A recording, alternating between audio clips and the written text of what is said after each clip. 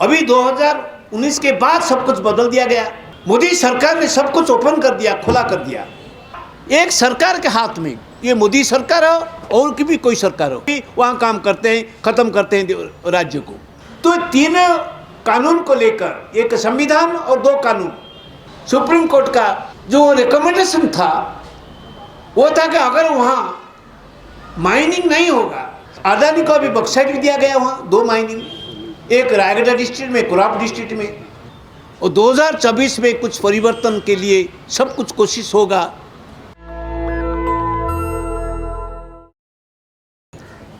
एक संघातिक स्थिति अभी पैदा हुई है और उसी तरह अभी देश में जहाँ जहाँ प्राकृतिक संसाधन को पर आक्रमण हो रहा है विकास के नाम पर, तो उड़ीसा से भी ज़्यादा हो रहा है। गढ़चिरौली में आप देखते हैं, वहीं पर अभी माइनिंग के अगर लोगों के खिलाफ अभी पुलिस है, जेल में भी है। मैं ज़्यादा आप बात नहीं बताऊंगा, पर 2-3 बात मैं रखना चाहता हूँ। 2013 में एक ऐतिहासिक राय आई सुप्रीम कोर्ट से, जंगल अधिकार कानून 2006, पेशा कानून 1996 और 50 schedule of the constitution. 50 schedule constitution बोलती है कि जहाँ प्राकृतिक संसाधन है और आदिवासी है, शेड्यूल्ड एरिया है, तो आदिवासी समाज ये प्राकृतिक संसाधन का मालिक है, कोई व्यक्तिगत माल नहीं है, ना सरकार है, ना कंपनी है, ना एपर की कोई व्यक्तिगत रूप से कोई आदिवासी मालिक है, मगर आदिवासी समाज जो कम्युनिटी वो मालिक ही 50 शेड्यूल्ड है। तो 3 कानून को लेकर, एक संविधान और 2 कानून लेकर जब वो नियमगिरी में बक्साइट माइन के लिए वेदांत को दिया गया था, तो वहाँ पर तो वहाँ के हमारा आदिवासियाँ, डमरिया और धरनिया आदिवासी तो लगातार आंदोलन चलाए, और उसके साथ साथ भारत सरकार की जितनी भी कमेटियाँ हुई वही उनके खिलाफ रिपोर्ट आई कि यहाँ खनन नहीं हो, ये फॉरेस्ट राइट एक्ट को लागू नहीं किया गया है। उस समय भारत सरकार तो खनन को बंद कर दिया, नहीं देंगे, ताकि वेदांत और उड़ीसा सरकार गई सुप्रीम कोर्ट को, और सुप्रीम कोर्ट से हम लड़े, प्रशांत भूषण से लेकर संजय पारिक तक सभी लोग हमारे लिए लड़े। मैं इंटरव्यूनर हुआ, हमारी तरफ से पहले सेंट्रल एम्पावर्ड कमेटी के पास हमारा भी फाइल हुआ था, पिटिशन था, central empowered committee, supreme court हमारे पिटिशन के ऊपर, हमारे आवेदन के ऊपर फैसला दिया था नो माइनिंग। फिर भी उस समय सुप्रीम कोर्ट के जो जजेस थे उसको नहीं माने अपनी रिपोर्ट को, तो फिर हम सुप्रीम कोर्ट में वो मुकदमा चला। तो 2013 में एक फैसला आया कि जो माइनिंग जो शेड्यूल्ड एरिया में है, जो प्राकृतिक संसाधन जो माइनिंग अगर होगा तो ना सरकार निष्पत्ति करेगी, ना कोई एक कंपनी और राज्य सरकार, केंद्र सरकार, ये ग्राम सभा तय करेगा।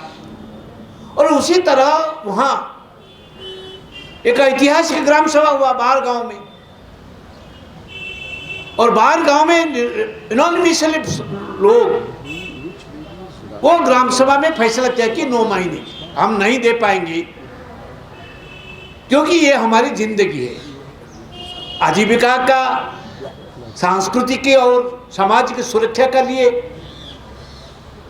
तो वही उसके बाद खनन बंद हो गया, अभी तक नहीं हुआ है, मगर वहाँ फिर भी वहाँ वेदांत का एल्यूमिनियम प्लांट लगा हुआ है जो इलीगल है। कि उस समय central empowered committee, supreme court का जो रिकमेंडेशन था वो था कि अगर वहाँ माइनिंग नहीं होगा, जब तक फॉरेस्ट क्लियरेंस नहीं होगा, तब तक ये कंस्ट्रक्शन ऑफ एल्यूमिनियम प्लांट बंद होना जरूरी है। वो उससे नहीं बंद हुआ, हो गया। अभी वहाँ माइनिंग नहीं है, मगर वहाँ कॉरपोरेट है, वहाँ पुलिस है, पुलिस रिप्रेशन है, लोगों के ऊपर केस चलता रहता है। और ये नियमगिरी का जो फैसला सारा देश में लागू होना है, सुप्रीम कोर्ट का फैसला है, मगर आज तक वहां पर लागू हो गया। मगर उसके बाद कहाँ भी ग्राम सभा को लेकर ग्राम सभा जो मस्ट है, जो फॉरेस्ट राइट एक्ट के नाते ग्राम सभा इज मस्ट, उनका कंसर्न लेना जरूरी है, उन्हें लेता है। और उड़ीसा सरकार भी उसको मानते नहीं है, देश भर में कहाँ भी नहीं मानते हैं ग्राम सभा को लेकर। तो इसमें क्या होता है, द गवर्नमेंट ऑफ इंडिया और the state governments, they don't follow the rule of law, they don't have respect of the constitutional provisions. ये दो तीन बात आ रही है अभी। और उड़ीसा में अभी क्या होता है, एक में एक बार 2021 में आज तक आप देखिए, हर दिन एक ना एक माइनिंग कोई कंपनी को दिया जाता है, वो आयरन ओर हो, बॉक्साइट हो या कोल हो। वहां पर भी अदानी को कौन दिया गया है, कोल माइनिंग झारसुगुड़ा में। उसी तरह एक पब्लिक सेक्टर का उसका जो माइनिंग लीज दिया गया, हम उसके ग्रीन कोर्ट गए थे, मगर वो अदानी का खिलाफ होता है। तो ग्रीन कोर्ट भी अभी क्या होता है ना, हर सब कुछ ठीक है, मगर ये सफिशिएंट नहीं, आर्ग्यूमेंट सफिशिएंट नहीं बोलकर वो हमको रिजेक्ट कर देता है।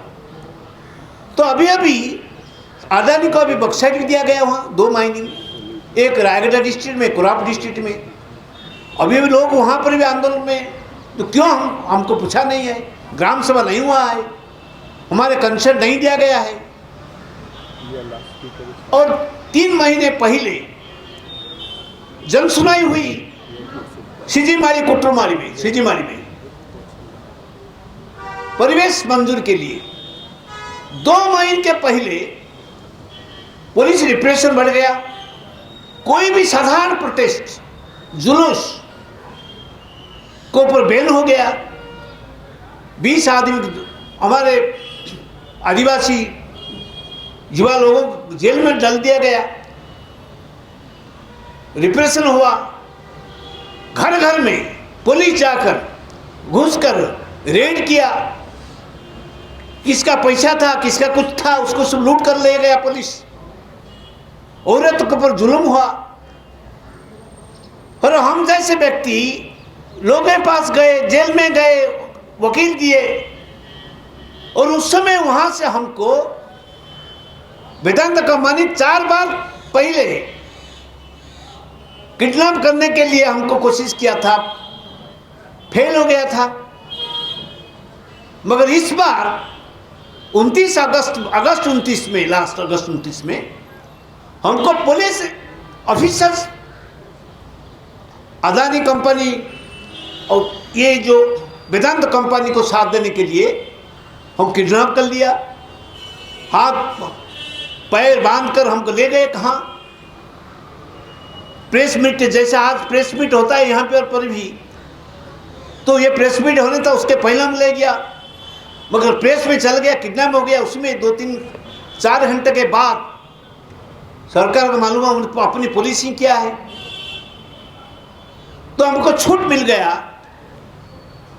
तो उसी तरह जो रिप्रेशन होता है हर जगह, क्या जहाँ माइनिंग होता है फॉरेस्ट है, जहाँ फॉरेस्ट है वहाँ का नदियों का स्रोत है, और विशेष करके जहाँ बक्साइट है वहाँ पानी का भरपूर है।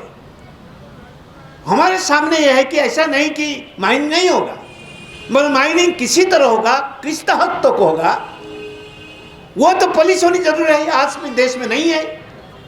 और जितने भी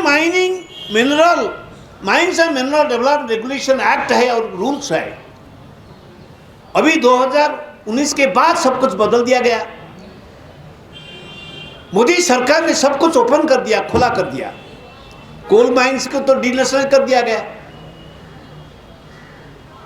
और बॉक्साइट हो जो भी हो, जो रेस्ट्रिक्शन था जो इंडस्ट्री करेगा उसकी कितने इस्तेमाल होगा, उसी तक उनको माइनिंग दिया जाएगा। जो कैप्टिव माइनिंग उसका नाम था, वो भी ख़त्म हो गया। अभी किसी को भी कितने भी दिया जाता है, सौंप दिया जाता है, it is transferred every mining.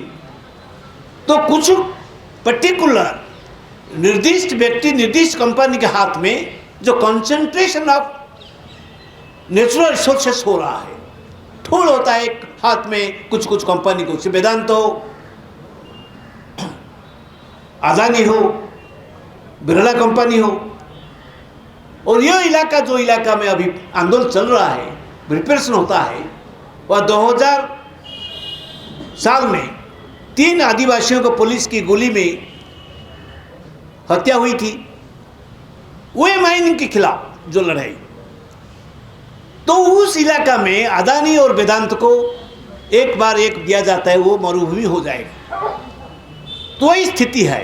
मेरा कहना है आज आपके सामने, हमको सोचना होगा, क्या देश में संविधान है, कानून है, और लोगों का जो आदिवासी हैं, दलित हैं, जहाँ जंगल है, उनका जो आजीविका का निर्भरशील वहाँ पर है, जो लाइवलीहुड सिस्टम है, अगर एक माइनिंग एक बार हो जाता है 10 साल के बाद, उस इलाका का ऐसा हो जाता है कि एक न्यू पॉवर्टी जोन सृष्टि होता है। New poverty zone has been created in every mining area. अब जहाँ बाहर लोग जाते हैं, कुछ लोग कॉन्ट्रैक्ट होते हैं, कुछ पैसा आते हैं और कंपनी माल होते हैं, और पॉलिटिकल पार्टियां जो सत्ता में, उनको लाभ होता है। मगर जो वहाँ का स्थानीय आदमी, चाहे आदिवासी हो, दलित हो, किसान हो, वो बेघर हो जाते हैं। वो कहाँ हो जाते हैं? देश में 6 करोड़ 60 मिलियंस के ऊपर अब लोग विस्थापित हुए हैं। कहाँ भी उनका एड्रेस नहीं है, ना भारत सरकार के पास, ना राज्य सरकारों के पास। तो वही स्थिति है उनका। एक तो डिस्प्लेसमेंट, उनके खिलाफ उनका तो अधिकार कुछ नहीं होता है। दूसरा होता है कि जो जहाँ जहाँ माइनिंग होता है, वहाँ का नदियों का स्थिति क्या है, कोई असेसमेंट नहीं होता है। खेती ऊपर क्या असर पड़ता है, वो भी नहीं, प्रभाव नहीं, उसका भी असेसमेंट नहीं होता है। और आजीविका के ऊपर क्या होता है, और जो क्लाइमेट चेंज की हम बात करते हैं, वो क्लाइमेट चेंज को कितने उसको आगे बढ़ाता है, वो माइनिंग, उसके ऊपर भी कोई स्टडी नहीं होता है, नो डिबेट नहीं होता है। तो वही स्थिति में हम देख रहे हैं आज। 10 साल पहले अभी भी हो रहता था, वो कांग्रेस सरकार हो, कोई भी सरकार हो राज्य में। मगर अभी 10 साल में क्या हो गया, state is becoming a corporate police state. राष्ट्र अभी कॉर्पोरेट पुलिस बनता रहता है, और जब ज़्यादा बनता रहता है, वह रिप्रेशन भी ज़्यादा होता है। वही अभी हमारे एक्सपीरियंस है। 10 साल पहले जो माइनिंग एक्टिविटी के खिलाफ हो, इंडस्ट्री के खिलाफ हो, जहाँ जहाँ भी आंदोलन होता है, वहाँ भी पुलिस रिप्रेशन होता था। मगर अभी शुरू से अगर कोई भी एक प्रोटेस्ट, नॉर्मल प्रोटेस्ट, कोई सवाल भी पूछता है, उस तो पुलिस चलता है। और police station, all police station, district police SP office are controlled by the companies, those are getting lease and those are getting a license. Everywhere आप देखिए, देश भर में, उड़ीसा में होता है, हसदे में होता है, हर जगह होता है। जहाँ जहाँ आंदोलन, लोग तो कुछ बोलने का आएंगे, तो उनका जो अधिकारों पर जो अटैक होता है, बोलने के लिए, प्रतिवाद करने के लिए जाता है, वो डेमोक्रेसी वो ख़त्म हो जाता है। तो ज़्यादा कॉरपोरेट का जो कंट्रोल होता है प्रकृति के संसाधनों पर और राजनीति के ऊपर, सरकार के ऊपर, तो उसी तरह लोगों का अधिकार खत्म हो जाता है, रिप्रेशन बढ़ता रहता है। और प्राकृतिक संसाधन जो खत्म होता है, वो भविष्य पीढ़ी के लिए, जो फ्यूचर जनरेशन के लिए सबसे बड़ा सवाल हमारे सामने है। क्या एक सरकार के हाथ में, ये मोदी सरकार हो और की भी कोई सरकार हो, व उड़ीसा में नवीन सरकार हो, वो दोनों मिलकर अभी वहाँ काम करते हैं, ख़त्म करते हैं राज्य को। जो बीजेपी और कांग्रेस जो भी सरकार हो, क्या उनके हाथ में 5-10 साल में क्या सब कुछ खत्म हो जाएगा, देश का प्राकृतिक संसाधन? जहाँ संविधान में 50 शेड्यूल में 60 शेड्यूल में तो नॉर्थ ईस्ट के है, उनका काउंसिलर कुछ अधिकार है, मगर उड़ीसा ये 5th शेड्यूल में नहीं है। मगर 5th शेड्यूल में जो कम्युनिटी ओनरशिप है तो उसको कोई नहीं मानता है, तो क्या भविष्य क्या होगा।